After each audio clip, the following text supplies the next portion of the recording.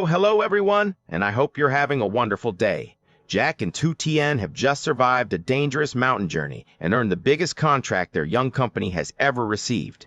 But before they can celebrate, moldy products carrying their names suddenly appear across the local market. Customers turn against them, their contract is suspended, and one small red bracelet points to someone working inside their own farm. Can Tu Tien clear her name before everything they built is taken away? And what shocking secret is hidden inside an old land document bearing Mother Loy's signature? Stay with us until the end to discover the truth. And if you enjoy emotional stories about love, family, and people standing together through difficult times, please support the channel with a like, subscribe, and turn on notifications so you never miss the next chapter of Jack and Tu Tien's journey. The morning after Jack and Tu Tien completed their largest delivery should have been filled with happiness. Instead, an uncomfortable silence covered the family farm in the mountains of northwestern Vietnam. Several packages of fake dry bamboo shoots were placed across the long wooden table inside the warehouse. From the outside, the packaging looked almost identical to the products made by Jack and Tu Tien's company. Their names appeared beneath the familiar logo. The colors were almost correct. Even the shape of the label had been copied. But when Tu Tien opened one of the packages, a sour smell immediately spread through the room. The bamboo shoots had darkened, and small patches of mold could be seen along the edges. Mother Raw quickly opened the windows. "How could anyone sell something like this?" she asked. Jack did not answer. His phone had been ringing constantly since early morning. Customers were sending photographs of spoiled dry bamboo shoots and low-quality herbal tea carrying the company's name. Some demanded refunds. Others posted warnings online telling people to avoid all products from Jack and Tu Tien's farm. The criticism quickly became personal. One comment read, "Tu Tien was placed in charge of quality, and now spoiled products are appearing everywhere." Another person wrote, "Perhaps the clean farm is only an image they created to deceive customers." A third comment was even more painful. "Tu Tien does not have the experience to manage a real company." Tu Tien stood silently beside the table, holding the phone in her hand. Only one day earlier, she had proudly signed her name beside Jack's on their first major supply contract. For the first time, she had been officially recognized as a co-founder and production representative. Now that same name was being used to sell products she had never made. Jack gently took the phone from her. "Stop reading those comments." Tu Tien looked at the fake package on the table. "I am not afraid of what people say about me." Jack could see the pain she was trying to hide. "You don't have to pretend that it doesn't hurt." "It does hurt," she admitted. "But hiding from their words will not protect our customers." Jack's phone rang again. This time, the call came from the purchasing manager of the clean food store chain that had just signed a 6-month contract with them. Jack answered immediately. He explained that the spoiled products did not belong to any registered production batch from their farm.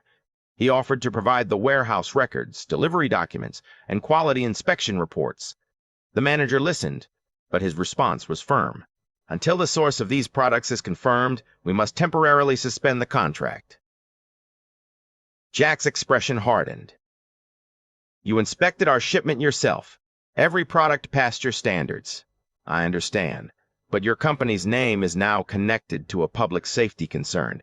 We cannot continue receiving products until the matter is resolved. How much time do we have?" 3 days. Jack looked toward Team.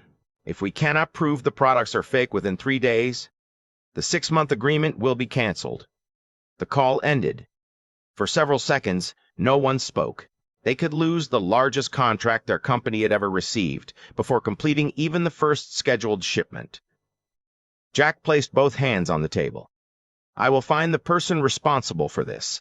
Tu Tien picked up one of the fake packages and carefully examined the label, the sealed edge, and the dried bamboo shoots inside. "We need to do more than find the person who made it." Jack looked at her. "What do you mean?" "We need to show customers exactly how to recognize our real products." She placed the fake package beside one of their genuine packages. "If we catch one person but customers still cannot tell the difference, someone else can do the same thing again." Jack's anger began to settle. He pulled the production records and delivery documents toward him. "I will trace where the fake products were sold. I'll check the payment records, delivery routes, and every person who had access to our warehouse. Tu Tien examined a piece of the spoiled bamboo shoot, and I will determine where this was processed. Jack glanced at her. You think you can identify it? The way bamboo shoots are dried leaf signs behind. These were not prepared at our farm. For the first time that morning, they were no longer reacting to the attack. They were forming a plan. Jack would follow the records. Tu Tien would follow the products. They were not deciding who needed to protect the other. They were dividing the responsibility as two people who had built the company together. Jack gathered every worker in front of the warehouse. The morning sun had risen above the mountains, but the atmosphere remained tense. Workers stood in small groups, whispering quietly as they waited for Jack to speak.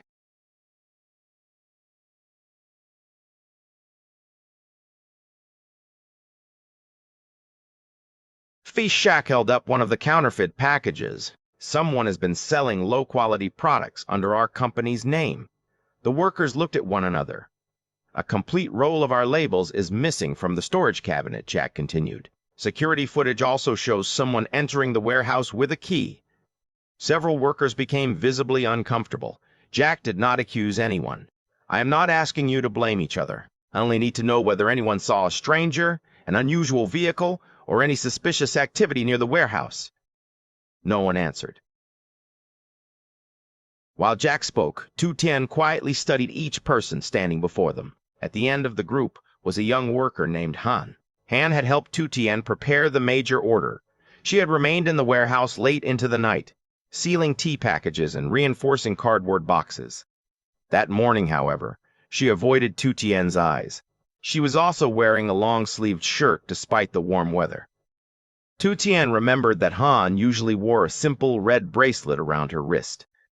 The same kind of bracelet had appeared on the person captured by the security camera. After the meeting, Jack and Tu Tien asked Hanh to remain behind. Inside the warehouse, Jack placed a chair near the table. "Where is your red bracelet?" he asked. Han's face immediately changed. "I don't know anything about the fake products." Jack's suspicion increased. "I only asked about the bracelet." Hanh pulled her sleeves farther down. Jack was about to question her again when Tu Tien placed a glass of water on the table. "We have not accused you of taking the labels," Tu Tien said. Hanh looked at her with tearful eyes. "But everyone will think I did it." "Then tell us the truth before someone else uses your silence to decide what happened." Hanh lowered her head. After several painful seconds, she began to cry. She explained that she had given the bracelet to her younger brother 3 days earlier. Her brother's child was receiving medical treatment, and the family needed money for hospital expenses. Desperate to earn extra money, he accepted a nighttime delivery job from an unknown man. The man instructed him to collect a cardboard box from behind Jack's warehouse and transport it to an abandoned storage building near the district market. Hanh claimed that her brother believed the box contained discarded packaging. Jack stood abruptly. "You knew your brother entered our property at night, and you said nothing?" Hanh wiped her tears. "He told me he had only taken an old box. I did not know there were company labels inside. Why was he wearing your bracelet?" "He borrowed it earlier that day. His daughter made it for me, and he wanted to take it to the hospital to show her." Jack remained angry. Her silence had allowed the company's reputation to fall into danger. But Tu Tien was thinking about something else. She remembered the security footage. The person in the dark raincoat had carried the large box using the left hand. "Hanh," she asked, "which hand did your brother injure?" Hanh looked surprised. "His left hand. He injured it while repairing a machine several months ago." "Can he lift heavy objects with it?" "No. He still has difficulty holding even a small basket." Tu Tien turned toward Jack. "The person in the recording carried the box with the left hand." Jack reopened the photograph he had saved from the camera footage before the files were deleted. He enlarged the image. The red bracelet was clearly visible on the person's left wrist. Jack's expression changed. "Someone may have used the bracelet to make us suspect Hanh." Hanh covered her mouth. "Then where is my brother?" Jack asked Hanh for the exact address where her brother had delivered the box. She wrote down the location of an old warehouse near the district market. Jack immediately contacted the local police and the market management officers. He would not allow anger to push them into accusing the wrong person. This time, they would investigate with evidence. While local authorities checked the address provided by Hanh, Jack began reviewing the company's digital records. He compared the time of the warehouse break-in with the list of people who had access to the security system. One name immediately caught his attention. A former technician still had an active administrator account because the password had never been changed after installation. The technician had originally been introduced to Jack by a trader named Quang. Quang had repeatedly attempted to purchase farm products from Jack and Tu Tien at extremely low prices. Tu Tien had refused to work with him after discovering that he often mixed old products with fresh ones before selling them to customers. Jack wrote down the technician's name. If this account was used to delete the recordings, Quang may have known exactly how to access our system. Across the room, Tu Tien continued inspecting the fake packages. She placed several cardboard boxes on the floor and examined the dried mud along their bottoms. The soil was dark red. The earth surrounding Jack and Tu Tien's farm was mostly brown and contained small pieces of gray stone. This red soil had come from somewhere else. Tu Tien also discovered several dried purple flower petals inside one box. She picked them up and showed them to Mother Loi. Mother Loi recognized them immediately. "Wild myrtle flowers," she said. "They grow everywhere near the old storage buildings behind the district market." Tu Tien smelled the cardboard. There was also a strong trace of wood smoke. Shortly afterward, local authorities confirmed that the abandoned warehouse had already been cleared. Jack, Tu Tien, and several officers traveled to inspect it. The building stood behind an old row of market stalls. Wild purple flowers grew along the red soil road surrounding it. Inside, most of the evidence had disappeared. Only empty boxes, burned packaging, and an old wooden table remained. Jack searched around the table and discovered a torn invoice trapped beneath one leg. The invoice showed the purchase of a large quantity of rejected dried bamboo shoots from a processing facility on the other side of town. The buyer's name had been torn away. However, part of the contact number remained visible. Jack entered the remaining digits into the company's old supplier records. They matched a number previously used by Quang. Tu Tien found a small piece of dried bamboo shoot on the warehouse floor. She broke it gently between her fingers. "This is the same type used in the fake packages." One of the officers asked how she could be certain. "It was dried too quickly at a high temperature," she explained. "The outside became hard, but moisture remained inside. Once sealed, mold would develop very quickly." Outside the warehouse, Jack examined the fresh tire marks. Near the entrance, a vehicle had scraped against the wall, leaving behind a streak of blue paint. Jack remembered seeing the same damaged blue paint on the rear door of Quang's small delivery truck. They now had several connected clues: the rejected bamboo shoots, the old warehouse, the deleted camera footage, the partial phone number, and the blue vehicle. But they still had not found the remaining counterfeit products or the stolen labels. If Quang realized they were closing in on him, he could destroy everything. Jack and Tu Tien accompanied the market management officers to the district market. They visited each stall and asked whether the owners had seen products carrying their company's name. Most sellers denied knowing anything. Some quickly turned away when Jack displayed the counterfeit package. Others closed their stalls and refused to speak. Tu Tien understood their fear.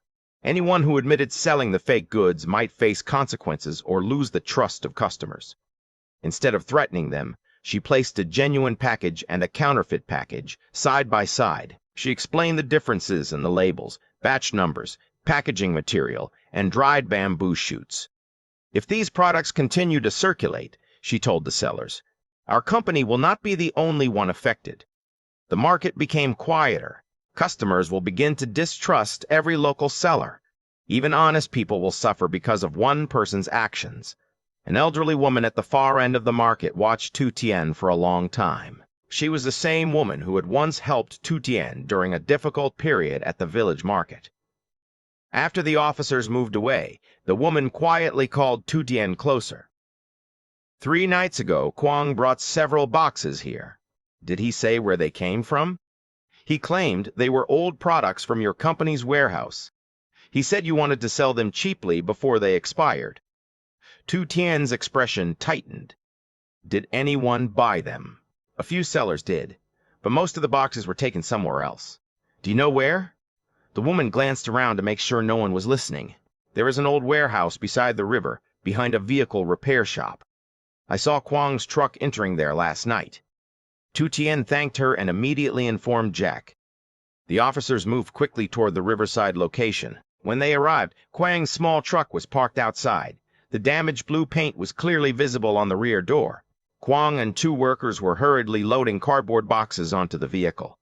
As soon as he saw Jack and the authorities, Kwang ordered his workers to close the warehouse. Jack approached but remained outside. "Stop moving the products, Kwang." Kwang stood near the entrance. "You have no right to enter my warehouse." "We found the invoice for the rejected bamboo shoots," Jack said. "We also traced the security system account used to delete our camera recordings. That proves nothing." Tu Tien pointed toward a box, partially covered by a plastic sheet. Their company logo was visible beneath it. "Then open that box." Kwang glanced at the officers and realized he could not remove the shipment without inspection. He stepped backward into the warehouse. For several moments, no one could see what he was doing. Then smoke began rising from inside. Kwang had attempted to burn the fake labels and written records, but the dry paper caught fire far more quickly than he expected. The flames spread to the cardboard boxes stacked beside the wall. Within seconds, thick black smoke began pouring through the warehouse door. Everyone moved away from the warehouse entrance. The officers contacted the fire department while workers from the nearby repair shop pulled out hoses and buckets of water. Jack helped connect a long hose to the shop's water tank. Tu Tien watched the fire spread through the front section of the building. Near the entrance, she could see a record book lying beside several burning boxes.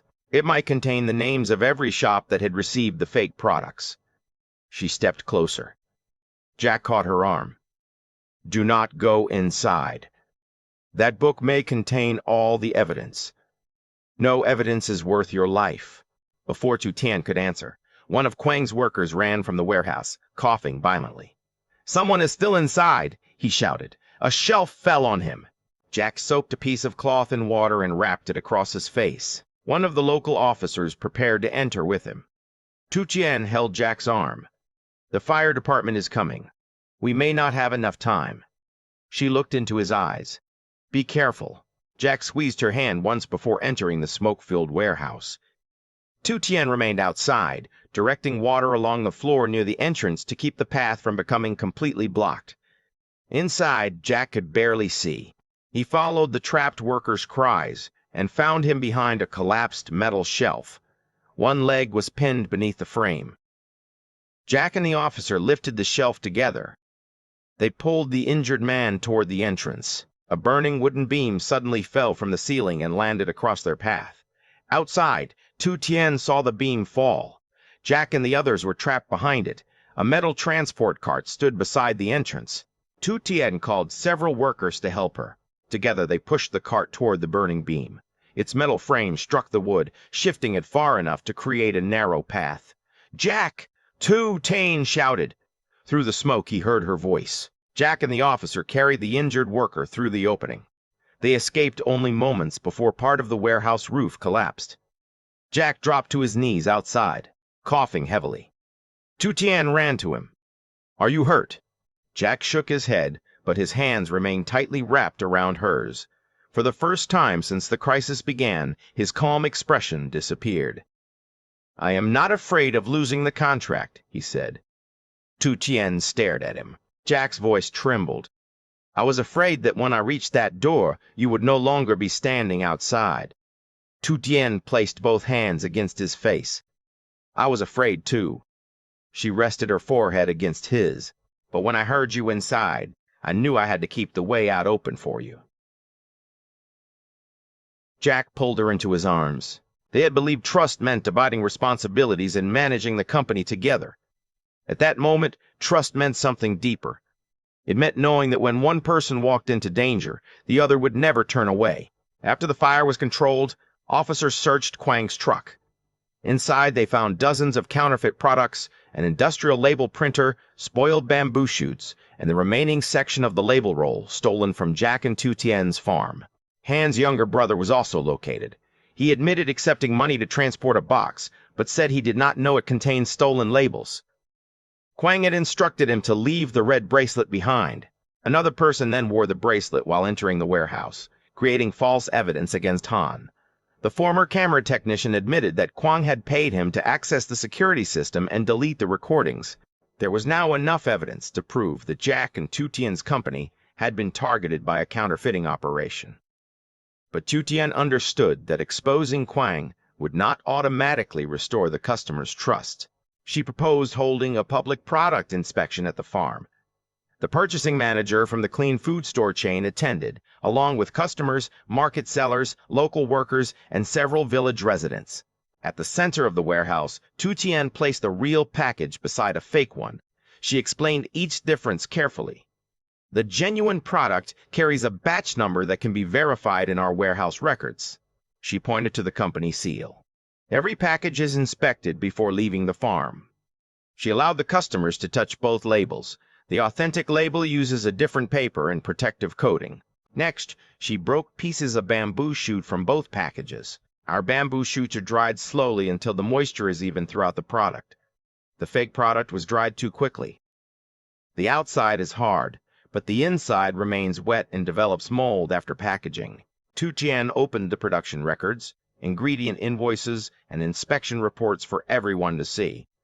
She did not cry. She did not ask people to trust her because she was Jack's wife. She used her knowledge, her records, and the products themselves to defend her name. We cannot prevent a dishonest person from stealing our company's identity, she said. But we accept responsibility for every genuine product that leaves this farm. She held up a new label. From today onward, every package will include an individual verification code. Customers will be able to check where and when the product was made before purchasing it. The representative from the store chain reviewed the police report and company records. He officially confirmed that the counterfeit products had not originated from Jack and Tu Tien's farm. The 6-month contract was restored. Several people who had criticized Tu Tien approached to apologize. She did not respond with anger. I do not expect people to believe everything without question, she said. I only hope they will check the truth before judging someone. Jack stood beside her. He did not interrupt or speak on her behalf. He simply watched a woman who had once been deeply wounded by the judgment of others. Now she was standing before an entire community, calmly defending herself through her own ability and integrity. When the meeting ended, Jack approached her. You did not need me to defend you today. Tu Tien smiled. I still needed you beside me. Jack took her hand.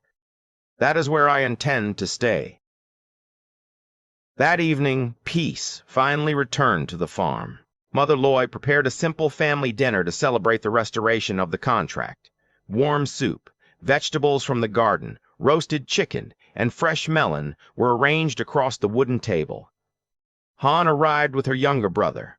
They apologized to Jack and Tu Tien for remaining silent. Jack reminded them that fear and secrecy could have serious consequences, but he did not dismiss Han from the farm. She had made a mistake, but she had not created the fake products. Tu Tien placed the red bracelet on the table. One small object almost caused us to accuse an innocent person. Jack nodded. If you had not stopped me, I might have believed the easiest explanation. Tu Tien smiled. Then next time, remember to listen to your quality director. Mother Loe laughed. For the first time in several days, the tension inside the house began to disappear. They were about to begin dinner when Uncle Deng hurried through the front door. He was carrying a thick folder. His expression immediately silenced the room. Jack, someone brought these documents to the gate. Jack stood. What are they? They concern the land beneath the warehouse and packaging area. Jack opened the folder. Inside was a formal notice of a land ownership dispute. A person claiming to possess an old mortgage agreement demanded that the family surrender the warehouse property within 7 days.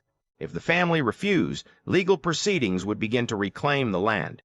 Jack turned through the pages until he reached the original agreement. At the bottom was Mother Loai's signature. He placed the document in front of her. "Mother, did you use this land to secure a loan?" Mother Loai stared at the paper. The color slowly disappeared from her face. "That looks like my handwriting." Tu Tien sat beside her. "Was there a loan?" Mother Loai's hands began to tremble. "During the period when our family lost almost everything, I borrowed money to pay several debts." "Was the debt repaid?" Jack asked. "Yes. I believed everything had been settled." Jack pointed to the description of the property. "This agreement says you use the warehouse land as security." Mother Loai studied the date. Her confusion turned into fear. "I never used that land, but the signature is yours. It looks like mine," she whispered. Mother Loai raised her eyes toward Jack and Tu Tien. "But I never signed this document." The entire room became silent. Only a few hours earlier, Jack and Tu Tien had protected their contract, restored their reputation, and saved the company from counterfeit products. Now, they could lose the land where their entire business had begun. Jack turned toward the warehouse, visible beyond the garden. The building contained their products, equipment, records, and the first major order they had completed together. Without that land, the company might not survive. Outside the front gate, the sound of a car engine quietly faded into the distance. Uncle Dong stepped onto the porch, but the vehicle had already disappeared down the mountain road. Tu Tien looked again at the signature. "The person who delivered this knew we would be here tonight." Jack examined the document more closely. The signature looked genuine. The date appeared correct. But something about the agreement did not make sense. Mother Loai placed a hand over her chest. "If someone copied my signature, they must have had access to the family's old financial documents." Jack slowly closed the folder. The counterfeit product crisis had nearly destroyed their reputation. This new threat could take away the land, the warehouse, and the future they had built. And unlike Quang, the person behind this document might be someone who had known their family for many years. Jack looked at Tien. She reached across the table and took his hand. They had only 7 days to uncover the truth. But the most frightening question was no longer whether Mother Loai's signature had been forged. It was who had been close enough to copy it perfectly.